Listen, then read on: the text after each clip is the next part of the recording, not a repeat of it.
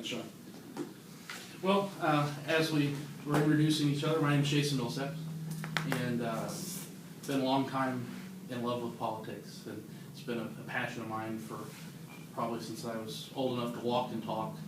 And over the years, I've paid attention to it more closely than some of my fellow citizens my age, and it's become a gray-headed passion of mine now. So about a year ago, I went on I was asked to chair an organization, a grassroots campaign group with Michael Berry out of Houston, radio host. We went to Florida with one mission, one goal in mind, to help elect Mitt Romney, get out the vote. So I chaired that group for a little over 2 months because it was put together in a quick rush. We had about 800 volunteers originally signed up to go with us. We ended up transporting and getting hotel arrangements for a little over 300. So we had a fairly good contingent that traveled with us from Houston. Along the way, we picked up folks in Baton Rouge and other places, and we went there. So I got my first-hand look of 300 different opinions in politics and the grassroots organization that we were and what our goals were. And of course, we met stiff opposition from the locals, and we had to overcome that several times. So coming back home with my tail between my legs, because obviously we know the outcome of that election, I realized that the only way we're going to change something, or at least I'm going to change something, is to get involved directly in the political arena instead of sort of indirectly. More especially over the last 6 months, we're realizing that our elected officials say one thing to us to our face, and then when it's time to go pull the plunger and vote, they vote another way against our wishes or even their own statements and beliefs. So I felt strongly about getting involved and sticking to my principles and making sure that whoever is that replaces Brandon Creighton in House District 16 is somebody with conservative convictions and principles that won't change that won't falter no matter what the opposition says. And work tirelessly to continue the legacy left ahead of us. With Texas being a great state, I want to make sure that we continue to do that and lead by example for the rest of the nation. So, thought long and hard. I was.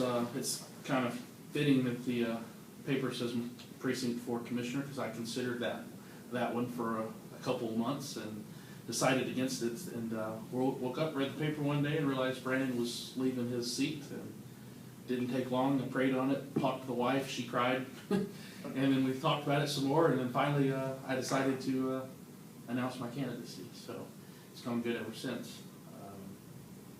Some of the questions I get from people are, are you the person that will stand up for us no matter what? And my only answer is I know how frustrating it is to think the folks that you've already elected to stand up for you are doing that when they're not. So I'm going to put myself in my own shoes and vote the way my constituents want me to vote, and stick to that all the way.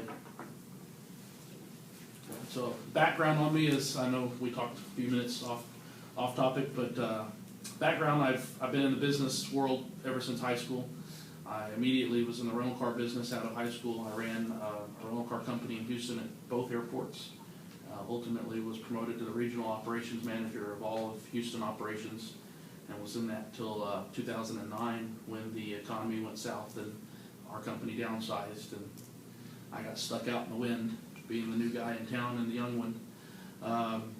So ever since then I've been in a small business arena, running small businesses that have 20 to 30 employees or less, and getting to a real sense of how regulations and taxes really affect the small business, coming from a more corporate sense. For my first few years in business, they affected us, but on a different scale. On a small business, they hit the bottom line really quickly, and I've had to had to adapt how we do our business here lately, even with Obamacare, to keep us afloat and make sure we don't start going in the red. So I also opened my own small business. I'm a tax consultant for other businesses, so been doing that on the side for a little over 6 years. So I have a pretty extensive business background. I'm a volunteer with the Civil Air Patrol, and was a volunteer firefighter for a long time, and then just got in the way. Of that time. What time did this one out? Right at 5 minutes. If you waste your time in 2 minute answers, I can do that, because I've got it. Oh, you did? Okay, great. I'll help you. Yeah, that'll help a lot, I appreciate it. Okay, I'll go ahead and start off with questioning, and then this is Brian. Hi, Brian. Hi. And then we'll just go around the room counterclockwise. Okay, no problem. And then go from there. First one would be, what will be your top 3 priorities during your upcoming term? Well, the number one priority that I've been working on with someone very dear to me is we have no way of holding our elected officials in the state accountable. Once they're elected, they say what they want to say, they do what they want to do. I've worked with a gentleman out in Montgomery to draft the framework for a bill that could be brought up for a vote that will allow us a recall effort to be in place, the ground principles for a recall effort that will allow us, in the event that you decide you don't want me in office anymore, you could start a recall process to recall my election. No problem. My second one is wasteful spending. We hear a lot that Texas is doing great. We're leading the nation in many areas, but spending still in the state's out of control in several areas. I want to eliminate duplicate agencies or oversight committees that do basically the same thing, and consolidate certain areas of the state that will save money and allow us to put that money to better use instead of creating more debt, or at least burdening our local governments with debt. And my third would be reducing the size of government. We've grown government in the state of Texas faster and bigger than our population growth, and we need to go back to our principles of seeing that stay within our inflation and increase in population. With, so I got 20 seconds to look real quick. Do you know of any duplicate agencies that you would eliminate? Well, there's one. For instance, the governor has a panel that oversees Veterans Affairs in the state of Texas. Those are appointed members. The land commissioner has the exact same duties under the state constitution, and he's elected statewide. I feel we elect him. If we don't like what he does with our veterans, we can recall him if my effort comes up for a vote and we pass that bill, or we'll vote him out of office the next 4 years. And we can allow his chair to be ran basically the way he does it, and allow the governor to appoint 1 or 2 people to be on his board that will eliminate an entire oversight committee that spends about $3.5 million a year just to do their job. Okay, well, thank you.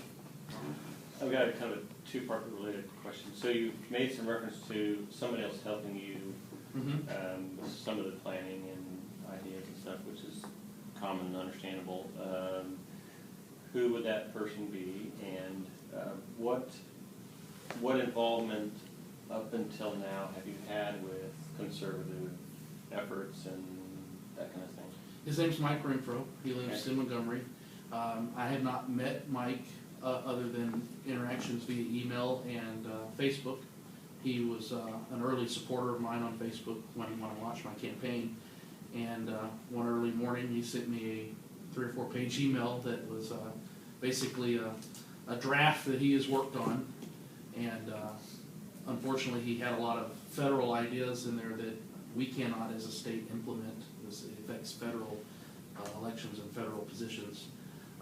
So I went through it and basically edited it based on what we could do on a state legislator level that would affect statewide offices, local offices, and any office. Okay, so then what have you done conservative efforts for the last 3 or 4 years?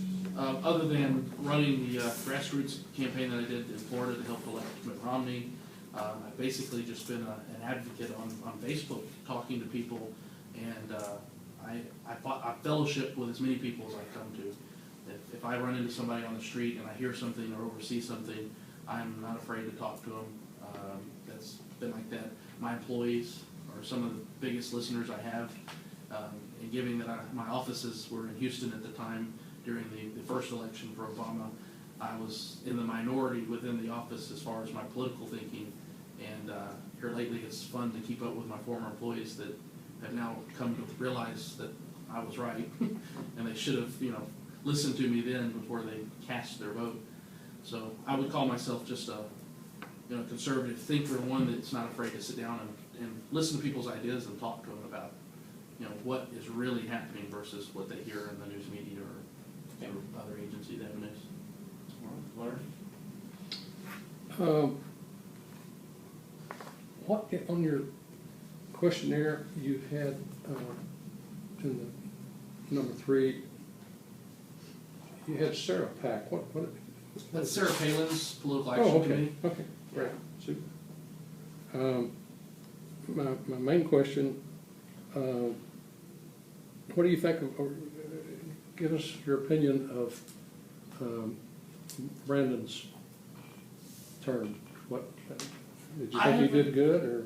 I can't say Was ill he things conservative, about or? Brandon. I would say he leans conservative in a lot of areas.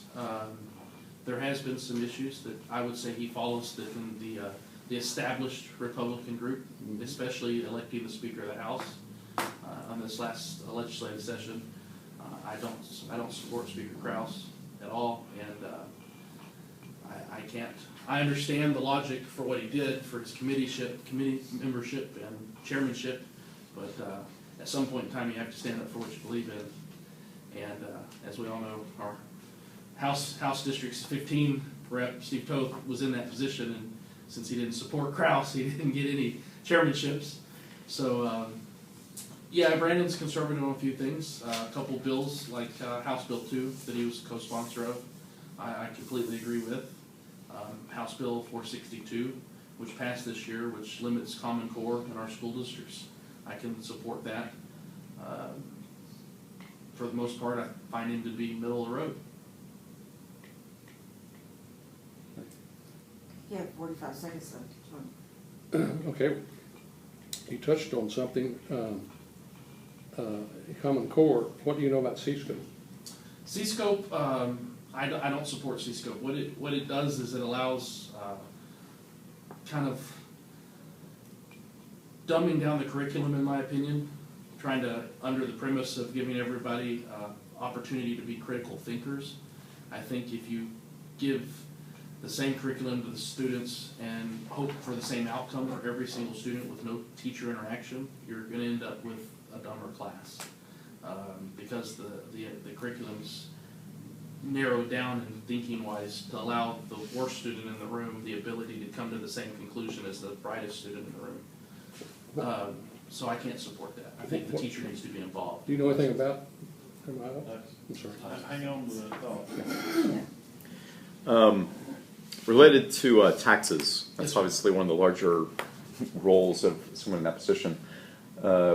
What form of taxation do you think is the best? Do we need a mixture of taxes? Should it be sales? Should it be property?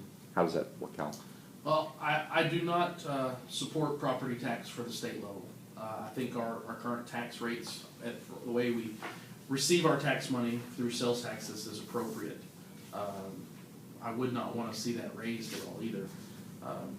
Our sales tax on the state level equates to a little less than $100 million every biennium, and that's only about 48% of what the state spends. So we receive money from the federal government and other avenues that makes up our budget. Property taxes are high. Unfortunately, the legislature doesn't have the ability to set property tax rates for the counties and municipalities and the local regulatory boards. But what the legislature can do, and what they have done in the past, is create legislation that would burden, for hypothetically, the city of Conroe or Montgomery County to take on a bond, create more debt in order to comply with Austin. I think that would be something that I wouldn't do. If the end game of this legislation would cause the local municipality to have to take on debt to comply with us, I just wouldn't support it. I think our debt on the local level is astronomical, and a lot of people don't realize how bad we are in debt. The county's $500 million in debt. The school district Conroe's $1 billion in debt. College is a little over $600 million in debt, asking for more every election cycle. Between all the entities that have tax and debt in the county, the Montgomery County holds the state's tax. 2% of the entire state's debt is in this county. a little over $2.1 billion between everything, and that's unbelievable to me. And to use what Greg Abbott said a few weeks ago, debt today equals taxes tomorrow, and that's what will happen. The county will have no choice but to raise property taxes at some point in time, or when they keep taking on new debt, new projects. Well, I think the biggest expense, I'm torn between one or two things, I think I'll go with this. The biggest expense for the state, of course, I believe is Medicaid. Now, we're talking about, of course now, our state chose to forego the generous offer of the federal government to expand those Medicaid rolls to include what we call the working poor.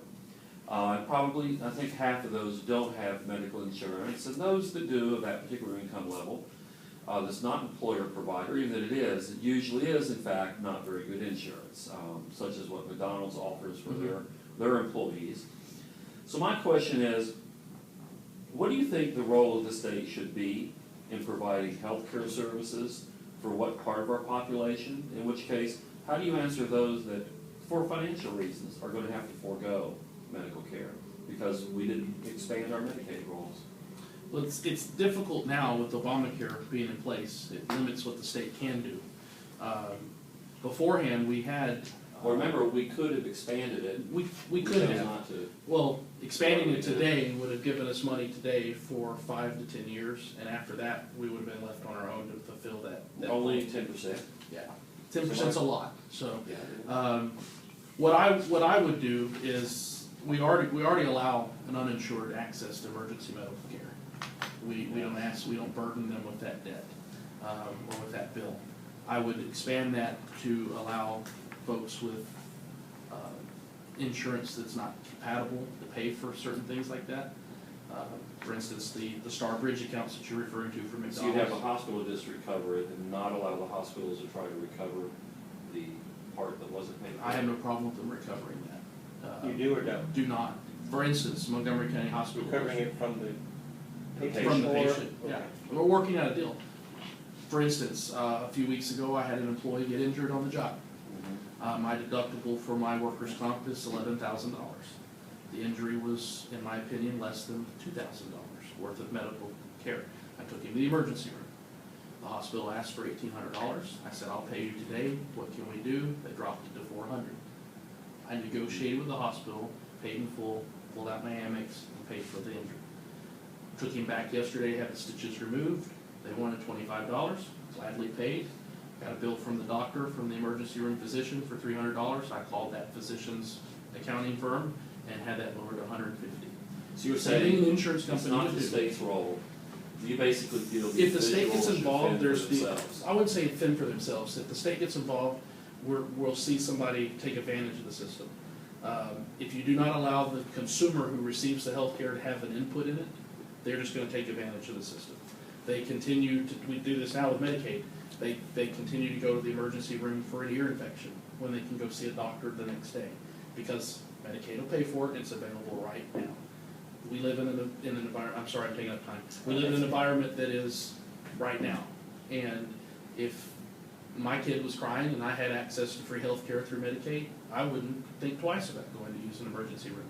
But if I gave them the ability to use that in a sense, and said, you have, these are true emergencies. If it's not a true emergency, you go to the hospital and you use your Medicaid or Medicare for, I can't think of Medicare, Medicaid for a non-true emergency, just like any private insurance does, you're gonna pay a little more for this.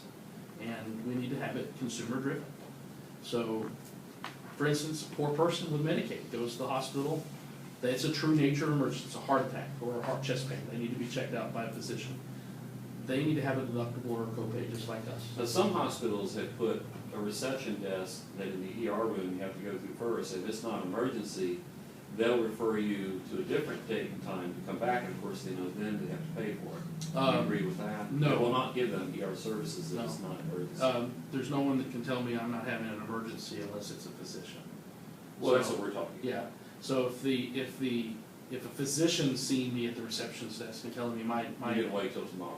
I wouldn't have a problem coming back, for that. But what's happening, for instance, the same hospital, the reception desk, there's no more than an EMT sitting there doing triage. That person's not qualified to tell that patient that you're not having a true emergency.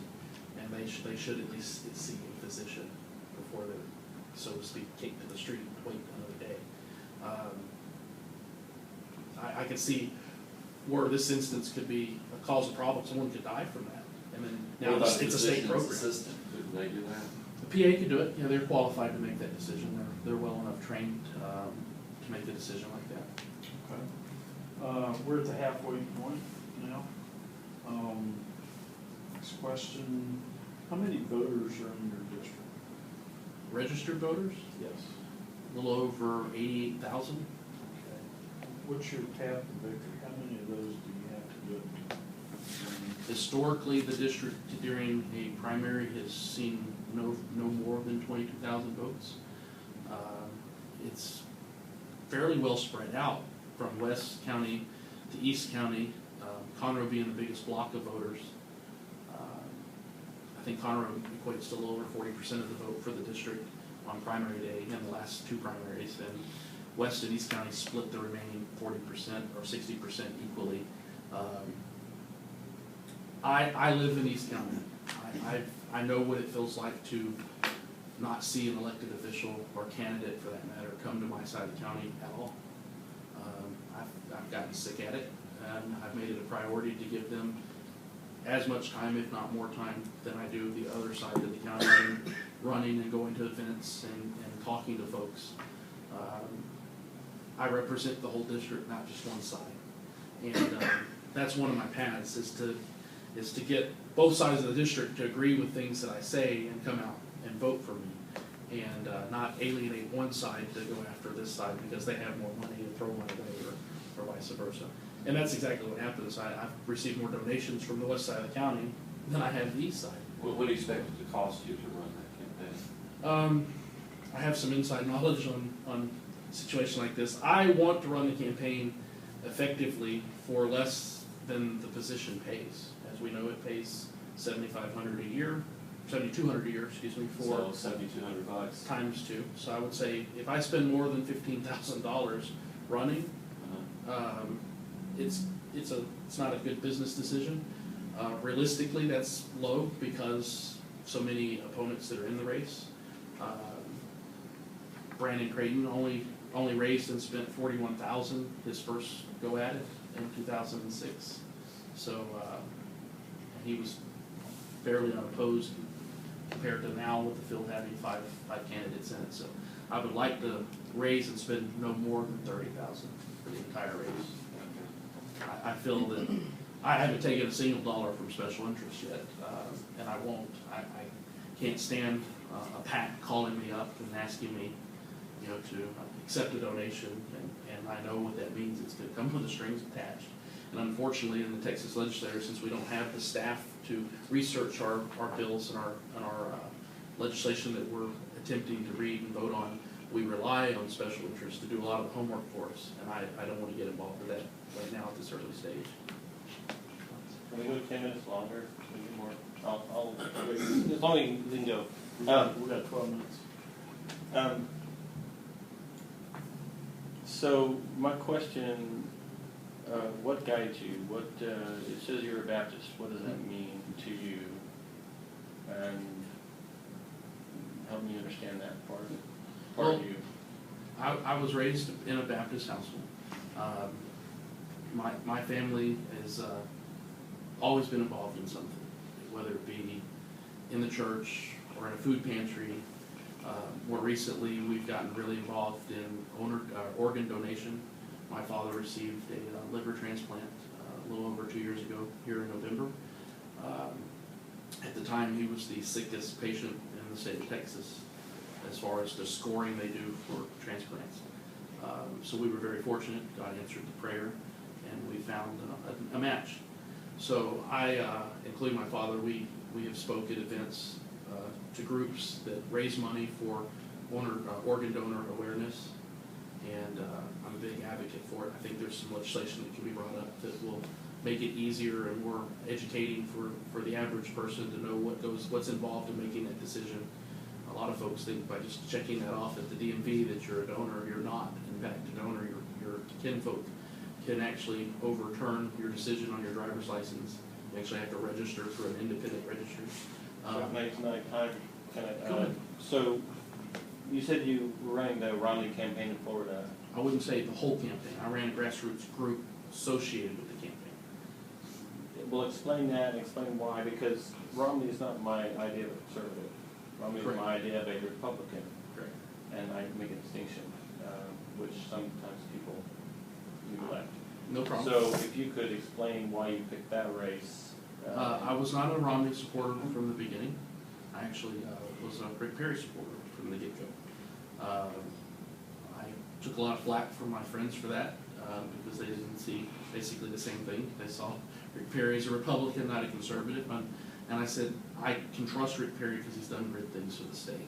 And I think that his overall sense of things would be great for the nation. That, of course, as we know, didn't last long. And knowing how the wind blows, that at that time Romney was the front runner, and I at least put my support behind him because I'm going to vote for the Republican candidate versus the Democratic candidate. I got a phone call to come listen to a group of 50 folks speak about putting together a group to go to Florida to help push the vote, put out the vote for Mitt Romney, and I ended up showing up. And before the night was over, I was asked to chair the group. And within 30 days, we were on buses and vans and everything else headed to Florida. So a lot of work went into it. So is there any other thing you've done other than Other than that attending campaign? campaigning? No, I'm. No, I didn't say campaign. Yeah. Any conservative thing? Other than the campaign. Other than that, one campaign? I've been to a few Tea Party rallies, and like I said earlier, I've mainly just spoke to people. Okay. I have. And you haven't got involved before because? Work has really gotten in the way up until recently. I am very fortunate where I work now that my boss is a huge supporter of what I'm doing and allows me the ability to take time away from my work life to do exactly what I'm doing today and talking to folks and going to meetings and going to events. I leave work 3-4 times a week early to go to Why certain does events. he, I mean, What's all of a sudden changed that? why is he so generous with this? As a small business owner, he has seen how taxes have been increased, how Obamacare is coming down on us, even though we have a year extension for the business mandate. It is going to equate our insurance now at work went up 77% for next year. As I informed him many months ago it would, he didn't believe me. So when we got the letter in September, I think he finally woke up that, hey, this kid knows what he's talking about. It's going to cost me more money. So I spoke with our insurance broker, and she pretty much told me that next year for 2015 is off the table. They can't guarantee rates will remain what they are for 2014, and that basically will take $37,000 off the bottom line every month for our health insurance, based on what we pay this year versus next year. And if it goes up again in 15, that's even more money. And that's something, he's having to make that decision, being a company less than 50 employees. Do I continue to have health insurance for my employees, or do I worry about my savings account and my retirement? And right now, I've convinced him to keep it, but at some point in time, as a business owner, I wouldn't make the same distinction. I'm in business to make money, not lose it, so.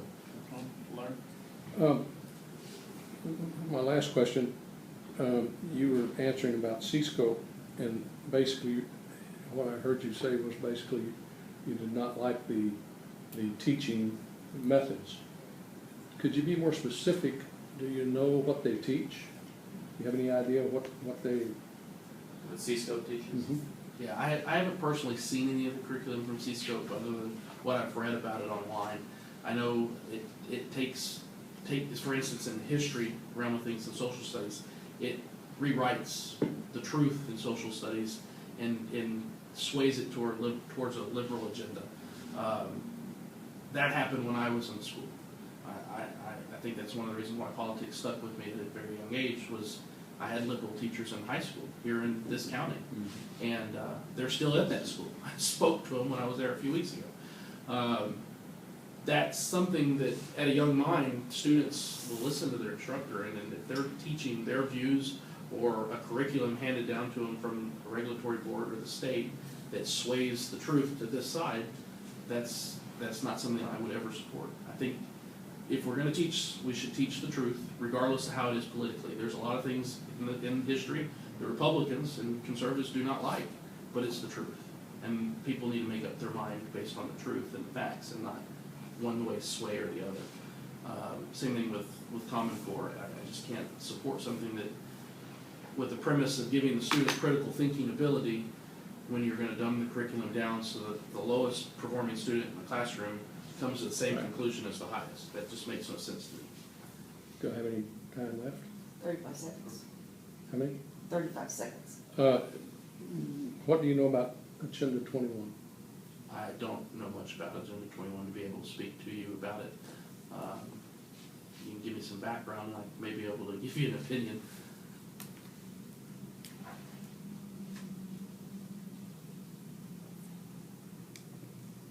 You want to field that one? Yeah, I'm done. All right. As far as, it seems like a lot of our civil liberties are under attack. You know, between the emails, between going to the TSA at the airport, and all sorts of things. What do you think the state should be doing to secure our liberties? The state can stand up to the federal government and say enough is enough. And the more states that we can get to stand up to the federal government and say there's a little amendment, we call it the 10th Amendment, that allows certain things that aren't enumerated to the federal government to be left to the states. There's a few states, Texas is one of them, that has stood up, but there's not enough of us. So I think the legislature can make it easier on our Attorney General and our governor to be able to stand up. For instance, with gun control. We have said that any federal regulation that comes down the turnpike that goes against our beliefs on gun control will make it a felony for a federal agent to enforce that law in our state. I think that's a good start. And we can do things simple. Same thing for immigration. We have immigration laws on the books that we can enforce now that we choose not to because the federal government refuses to deport or enforce those laws. I would support any legislation that would shield liability for the sheriffs and the municipality police departments, that if they enforce these laws that are on the book and the federal government comes in and sues them and tries to put a stop to that like they've done with Sheriff Joe Paya, that we as the state will support and defend them from said lawsuit because they are doing the job that they swore an oath to the state of Texas to uphold our state constitution. So there's a lot of things the legislature can do to make it easy for us to stand up to the federal government and say, we're done, enough is enough. You need to leave some of these things to us. We have a better way of managing it as we can prove, and I think we can do that. Do you believe Texas should pass a bill that would basically nullify federal law related to the manufacture and sale of firearms in Texas? So if they're manufactured here in the state and sold here in the state. Well, as far as I understand it, the regulation on what's made where and when is not something the federal government has in its authority to regulate, as far as the Constitution is concerned. So that would be left to the state under state rights, 10th Amendment. And I think, yes, the state of Texas has the right to pass a bill that would allow us to regulate the sale, the purchase, the manufacture of a firearm in our state. The federal government wants to change that, they can amend the Constitution and let us vote on that as a legislator if we want to accept it. But as of right now, they have no real authority to do so, yet they do. And a lot of states just kind of turn the blind side to it and allow the federal government to keep on doing what they do, mainly because they like their money. I mean, we take a lot of federal money in the state of Texas, and if we were to pick them off, we could essentially lose it. I doubt it, but you know, I would be willing to lose it. We can cut the budget to make up for the $70 billion that they give us a year. No problem. If that's what it takes to stand up to them and say, hey, you're overstepping your authority. And I think Texas so far has done a pretty good job of not trampling on our citizens. There's some things that have come out that have, but for the most part, we have the ability to stand up to our state legislator and elected officials saying we don't want certain things here, and I think the state can do a better job at it. I'd like to try to fit in two questions, both basically based on religious beliefs. One is the spouse of same sex. You said basically, under no circumstances would you support spousal benefits for same-sex partners. So my question is, if the law was changed in Texas, basically, there was a majority, the law was passed to recognize same-sex marriage, would you still fight spousal benefits, or would you then respect the law? I would ultimately respect the law. I wouldn't vote for the law. But I mean, I have respect for the law. That's fine. The next was a little bit more involved. All right, there is a legal precedent dealing with a couple that gets married in the Catholic Church. Mm-hmm. They then divorce, and the courts will acknowledge the role, will allow the Catholic Church to come in and basically be a deciding factor as to who gets kids, which will of course be the one who would raise the children in the Catholic Church. Now that being said, we now have a new influence called Sharia law. Mm-hmm. And Sharia law has similar provisions. A lot of times it deals with inheritance and how businesses run. So my question is, if a couple willingly chose to follow Sharia law in their marriage, they were married in a mosque, they took vows to abide by Sharia law, then a divorce ensues. Should Sharia law be recognized, same as Catholic beliefs, be in a contract under the Catholic Church, should that be recognized as to how the divorce is handled? No. And why the distinction? Or do you oppose the Catholic Church thing too? I oppose that as well. I think I have no problem with the church supporting the marriage, initiating the marriage, and getting married in the church.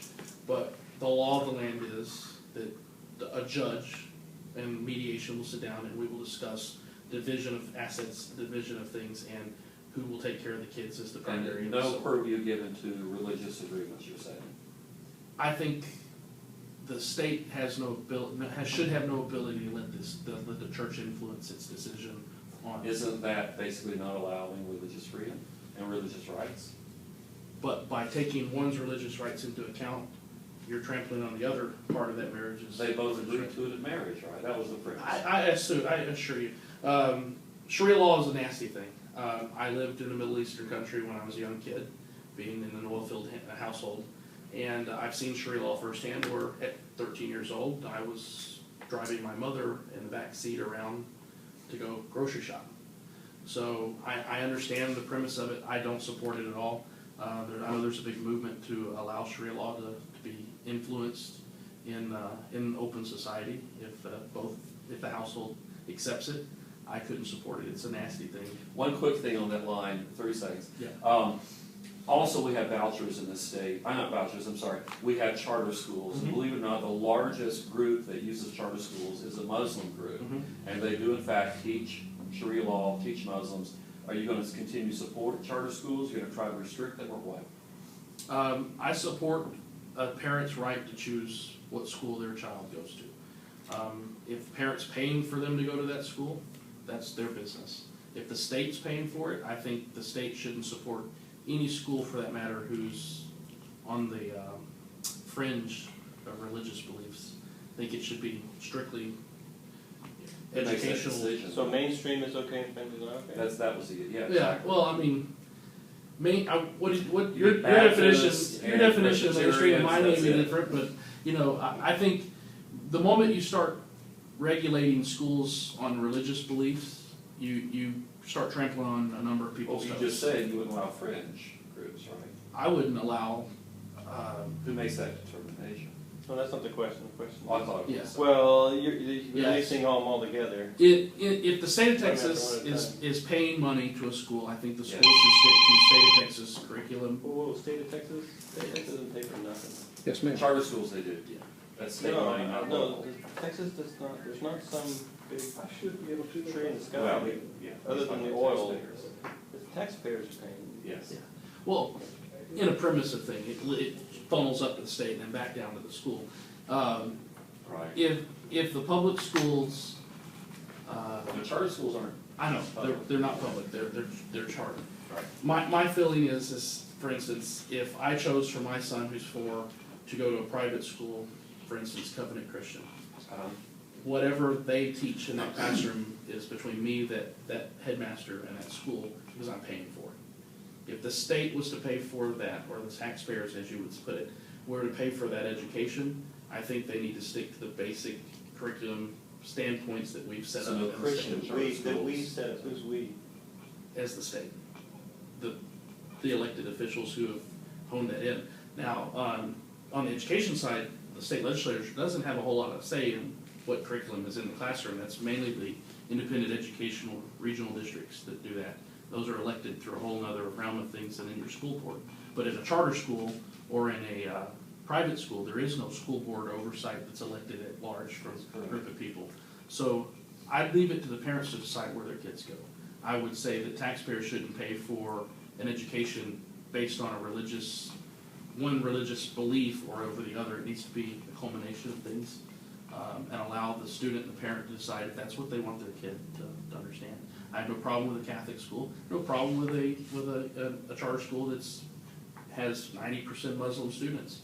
The religion as a whole is not a bad religion. It's that faction of the religion that believes in Sharia law. The same thing with part of the Catholic religion where you've got that crazy person that'll go blow up an abortion clinic. That's turning to violence. The same thing Sharia law does, turns to violence. I want to stray away from that. If it's Catholic, mainstream Catholic. If it's Muslim, mainstream Muslim. I can support that, but not on the taxpayer side. Okay. All right. We're gonna go around the table one more time. No problem. You said that you actually supported Rick Perry over Mitt Romney at first. Initially, yes. What was your, what did you think of Rick Perry's supporting the Trans-Texas Corridor? I absolutely did not support it. That was a big thing. A couple of years ago, we had our state Republican convention in Houston. I attended the convention, and it was amazing for me to see that Rick Perry was in attendance that day, and everybody was walking around with the little circle with a cross through it, TTC. We were all in non-support of that, and it was an overwhelming thing. I didn't see one or two people that didn't have that on them. And for him to continue to push it against the will, I didn't support that. More recently, I saw a picture of him at John Cornyn's campaign kickoff last night with a big banner that said Texas Conservative. And, you know, I wanted to Photoshop it and say Texas Liar. I just can't see, I'm very disappointed in him right now.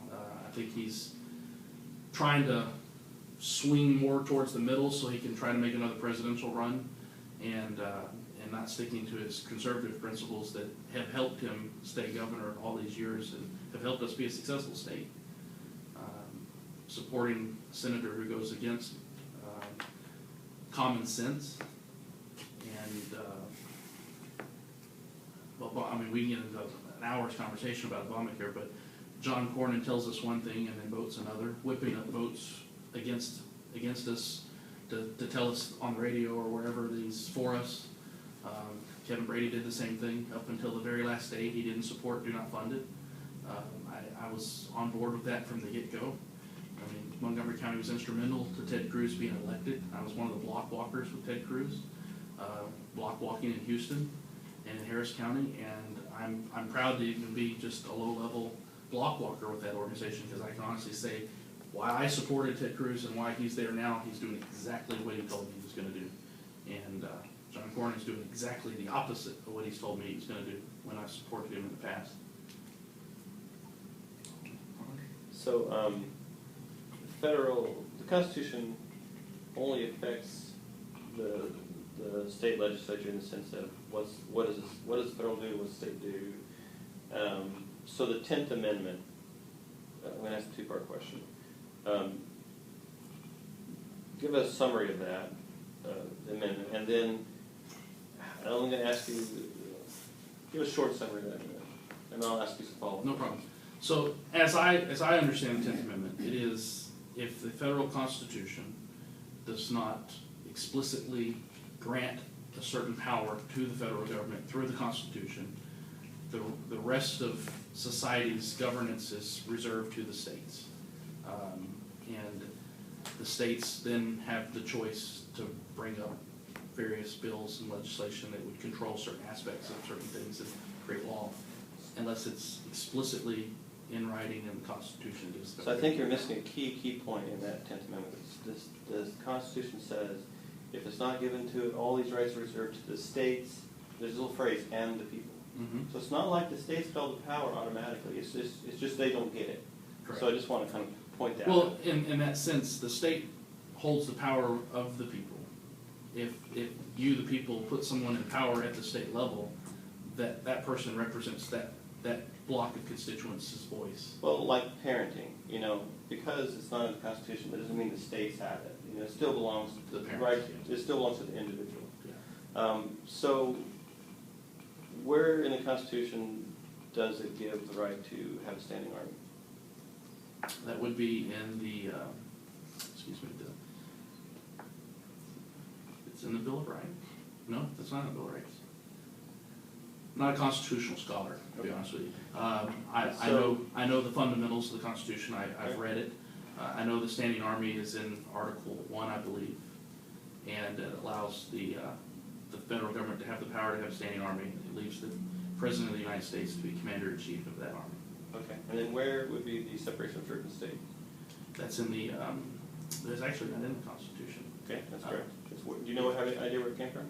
I don't know where it's come from. I mean, in high school, I learned it in high school that, that I thought up until probably 2 years ago, it was a constitutional amendment.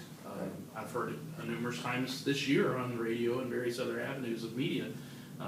But I did hear somewhere that it wasn't anywhere in writing in the Constitution, and I actually researched it, and you're right, it's not part of the Constitution. Right. Okay. In your questionnaire, you've done, and you said earlier that you have a tax consultant business. How did you gain that tax knowledge? I studied tax when I went to Lone Star College. I was studying accounting and business.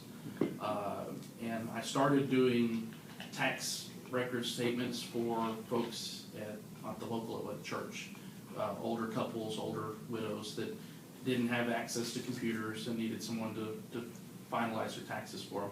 And it kind of just grew from there to where some of them had business entities still lingering around. I had to learn business tax, and then ultimately I've had to learn more about business structure and taxes through Schedule C and everything else with being a small business manager, performing my own taxes at the office. Okay. All right. One of the tasks assigned to the legislature every 10 years is redistricting. Right. That's been a big issue here in Texas. How do you think redistricting should be done, and what do you propose to try to do it that way? One of my biggest concerns in Texas right now is we've grown our population by 23% in the last 10 years. And these folks are coming from New York, New Jersey, California, Nevada, all over. They're escaping high taxes and high regulation to come here. Businesses are as well. But these new citizens that we've taken in with open arms, they still bring their voting record with them. And one of my biggest things, I want to educate our new residents, our new citizens on why they chose Texas, why they came here. They didn't come here because we paid them to come here, like Alaska does. They came here to get away from the high taxes, high burden that they had in their home state. A job was here where it wasn't there. And I want them to realize that what's made Texas powerful is our conservative principles and values. And by that, I would say when it comes time to redistrict in 9 years, that we sit down and draw up these district lines based on the population shifts that are. I don't believe in redrawing lines to gerrymander one legislator or in instance on a federal level, Congress, Sheila Jackson Leach, her districts shifted with her population base to allow her to continue to be elected. I think that the line should be drawn based on the way it is. And if your population that would elect you, your electorate base, moved out of your district, I'm not going to shift your district around to give you the opportunity. I'm going to allow that electorate base to vote in the new district they've moved to. And I think that's what allows us to be a free society. If I don't like what I like, if I don't like what I see in New Jersey, I move to another state. If I don't like what I see in Texas, I have the ability to uproot and take my family to somewhere that I agree with. And I don't know one person that's uprooted and moved out of Texas. I know a lot that have come here. So I think we're doing something good. It's controversial with the redistricting. It's been like that for quite a while. I was young when a group of Democrats flew out of state and held that whole thing hostage. I don't remember a whole lot about it, but I know more recently, last year's primary got held back because of it. And fortunately this year, the courts kind of said we're going to stay out of it. And we need to keep it that way. We need to be smart about it and equitable and fair, but at the same time, not shift the boundaries around just to keep old dogs in there. It's time for new blood.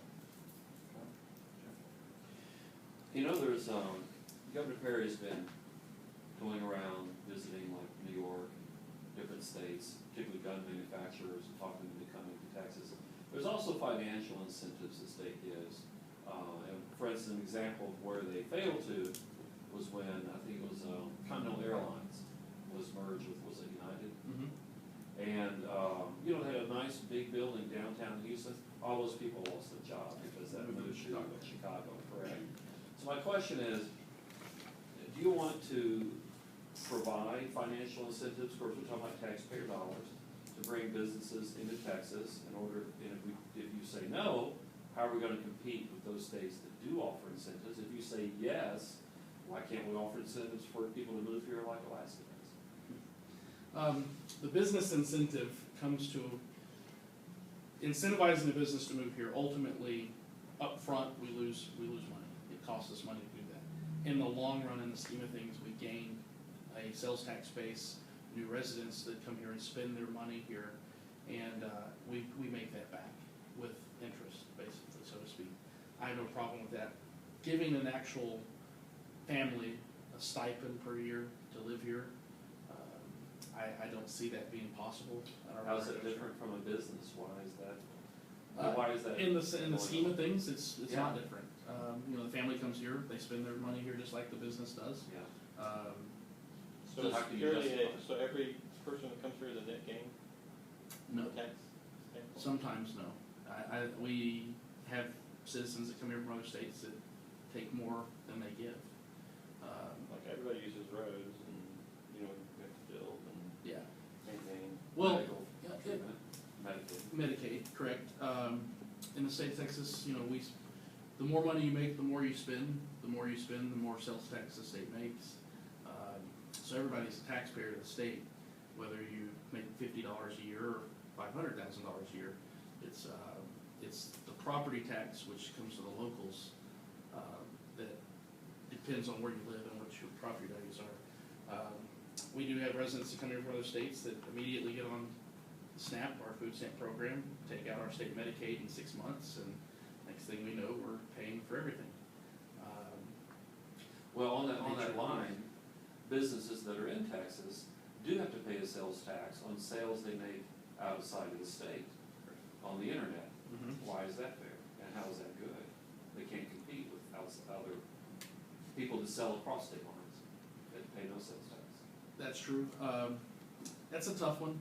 I think, if you're a registered business in Texas and you do business in the state of Texas, you should charge a sales tax for the business that you do, even if it is online. It's unfortunate to say that, but ultimately, every state's going to be following suit with that, and it would equate to, I don't know the exact figure, but it's several $1 billion a year that we would lose if we didn't do that. That state, that business generates revenue. My business generates revenue outside of the state of Texas, and we pay a sales motor vehicle tax on every vehicle we sell out of the state of Texas that I have to deliver elsewhere. State of Montana, for instance, a lot of retirees will go up there and buy a motorhome. That's the business I'm in now. They'll go up there and buy a motorhome because Montana doesn't charge any out-of-state resident sales tax on a motorhome. So what's the state gain out of it? They gain nothing. But the businesses that are in Montana make a lot of money. Well, but the motorhomes are being manufactured there. That's the benefit. Motorhomes are manufactured in Illinois. Montana absolutely has zero manufacturing plants. Well, they're just being But, stupid. yeah. I wouldn't say stupid, but they're driving the business No, for, they're being stupid. they're driving that business, you know, that business there, the dealerships that are in Montana make a fortune on that. And because of that, there's more jobs. So by not charging this tax on non-residents, they have taxpayers that are working that otherwise may not be working. So they get it somewhere. It may not be as much, but in the scheme of things, I wouldn't want to incentivize an individual person to come to the state of Texas. Your incentive to come to Texas to live with low regulation, low taxation, and live within an area that's low crime and have available jobs and resources. Or the alternatives to stay in New Jersey and not have those things. For a business who's going to uproot and have millions of dollars in cost to come here to start over, I don't have a problem giving them a little incentive to come here to do that in order to get the groundwork laid. For opposite of that, though, is ExxonMobil building their new headquarters down the road. They are asking for $40 million to start a development right here, just north of us. I don't agree with that. The ExxonMobil knew when they came here their housing was going to be short. We already were in a housing population boom without Exxon coming here. They chose to come here because they were dangled with $40 million, and they've kind of held the city of Conroe and the county to that. They're building in Harris County. The building is. No. They're building a subdivision in Harris County. Yeah. They're still going to build here, and the city of Conroe's already committed $20 million, and the county's already committed $20 million. They're still going to build here at our expense. That debt that we're now taking in is going to mean property taxes increase. Yes, they're going to have 2,400 new homes with new property taxes, but that's not going to offset that $20 million that each of those entities gave out. They're going to raise our taxes across the county to make up for that. Yeah. Yeah. What, so you're alluding to the business, the motorhome business, is that what you own? I do not own that. No. What I own is a company with my last name. It's Millsaps Enterprises, and I do tax software and tax accounting for individuals through that. The company I work for full-time is American Dream. It's a motorhome and RV sales dealership in Houston. We rent, sell, lease, manufacture motorhomes to general population. I call it the vacation business. When I get to make people happy, especially retirees who are wanting to hit the road and downsize. It's actually a big trend now. They want to get rid of their home, which has a tax on it every year, and float around the country and live tax-free, only spend a little sales tax when they buy something, and not have that property tax burden that they I have. just have a high school friend do that. John, he lives in England, you probably know who he is. Anyway, well, thank you. Appreciate that. You got 5 minutes closing. Well, in closing, I appreciate you guys taking the time to spend with me and asking good questions. My first vetting interview was with a group called the Texans for Fiscal Reform, and by far their questions were not as in detail, so I appreciate that. Some of them threw me off, some, I don't know if I answered, so I'll reserve the other 4 minutes and 40 seconds for those that may have a lingering question that I may have not answered, because I want to make sure we're all on the same page as far as what I believe in and what I can bring to the table in this race. So, welcome any more questions. Sure. I'll answer. Sure. I appreciate. I'm not afraid. Never bashful. I'll tell you if I don't know it. They also, of your question, we talked asked about English in schools, Yes. obviously. And you basically propose that it be English only. So my question is, we have children that are here that don't speak English that we're basically stuck with, of course, are illegals children. Mm-hmm. By and large, there are exceptions. We have Russian illegals as well as other Eastern European, but by and large, they're Spanish speaking. Well, they don't speak English. We're not allowing them to be taught in their language or native language means they're definitely going to be held back. So is that what you're proposing, that they be held back? No. Or what do you propose to do with the language deficiency? Currently in the state of Texas, if they are an ESL student, English as a second language student, they are taught in 50-50. So the teacher teaches in English and only reinforces the educational lesson plan in their native language in the event they did not comprehend the lesson in English. And that's the way it is currently. I personally know a handful of ESL teachers that teach in the elementary schools that here in Conroe that do this. my problem with it is, I don't want us to revert back, there's a big movement to revert back to teaching them in Spanish only. So when they finally do make it to the third, fourth grade, and they start entering, really not the third, fourth grade, it's the fifth grade, when they start having elective classes, they start intermingling with the other students. If all they're taught is in their native language up to that point, they can't mingle with the social classes of the group that they're in this next class. We're not teaching our English-speaking students Spanish, and we shouldn't until a higher level, but they need to have that English fundamental. When I lived in a Middle Eastern country, I had to take 2 hours of Arabic every single day. They didn't teach in English at all. They spoke in Arabic, and you learned it. So you're saying we should continue the 50-50 approach? Yeah, and they call it 50-50, but it's more or less like the student is only learning in the native language if they can understand the lesson plan in English language. And I agree with that. The teacher should only use Spanish as a reinforcement and not the primary in the classroom. I have a big problem with our current pre-K setup. If you guys have frequented my website, there's a part on the issue about that. In the state of Texas, a pre-K student's not allowed to start pre-K unless they meet certain criteria, and 2 of the primary criteria is they either speak Spanish and don't understand or comprehend the English language, and or are developmentally challenged. So we're saying an average 4-year-old who speaks English, knows no Spanish, and has no mental disability, they cannot go into pre-K and get that the early learning discipline that it takes to get them to kindergarten and the next grade. Now, I have a if problem Dan with that. Patrick is elected as lieutenant governor, I assure you he's gonna be pushing for school vouchers. What will be your position on school vouchers, meaning the money goes to the parent, they could spend it on a religious school, a private school, a Sharia law school, whatever they choose, and the public schools, the argument goes, will of course suffer, they won't get the funding they need, and then they'll fall back. What's your stand on the school vouchers? Well, the school, you're correct in the sense the public schools will fall back because they don't have the funding, because the parents will take the money elsewhere, Right. to a sense. Not every parent's gonna have the resources to travel, to transport their child back and forth. A lot of our parents rely on their student to get on a bus and get on and off at the house. So that hurts those parents that may have a problem with the way their school's teaching their kid and they wanna take them elsewhere. I support a parent's right to choose where their student goes. And I feel that if I was living in a school district that I didn't agree with, my child was in that school district, and I wanted to take him elsewhere, I think the property tax that I paid as Conroe ISD should follow that student where I want him to go, because I can't get him to learn in the school he's assigned to based on where he Now, lives. that's local money, not Yeah. state money you're talking about. Yeah, I don't think the state should spend any money on that. The state that money should not follow the student. The parents do not pay the schools directly. They pay the taxing agency in the county who collects the school tax for that school district. The state subsidizes the school district because of the attendance of that child. That money would not go to the school district. But the the property tax that parent pays on that property that they own should follow that student. That gives them the basic model to educate them somewhere else.